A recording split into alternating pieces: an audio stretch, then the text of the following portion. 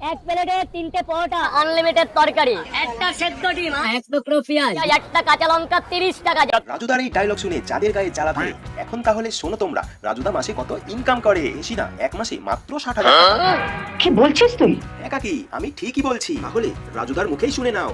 আচ্ছা রাজুদা, আজ থেকে তাও 6 মাস আগে যখন তুমি ভাইরাল ছিলে না, তখন কত পরোটা বিক্রি করতে? তখন ধরো এইরকমই ছিল, 400 ছিল। এরকমই ছিল, 350 400-র মধ্যে। রাজুদা দিনে 400 পরোটা বিক্রি করে। এক প্লেটে 3টে পরোটা মানে 400 ভাগ 3, 133টা প্লেট। এক প্লেট 30 টাকা করে হলে 133 প্লেটের দাম 3,990 টাকা একদিনে। মাসে 3,990 গুণ 30, 1,19,700 টাকা মানে 1,20,000 টাকা।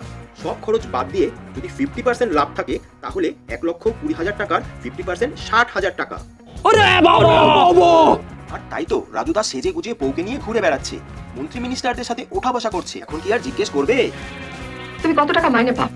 ভেবে তো তোমার মেয়ের সাথে এরকম একটা ছেলের বিয়ে। যারা রাজুদাকে দেখে জ্বলছে, তাদেরকে রাজুদা একটাই কথা বলছে, তোদের জ্বলবে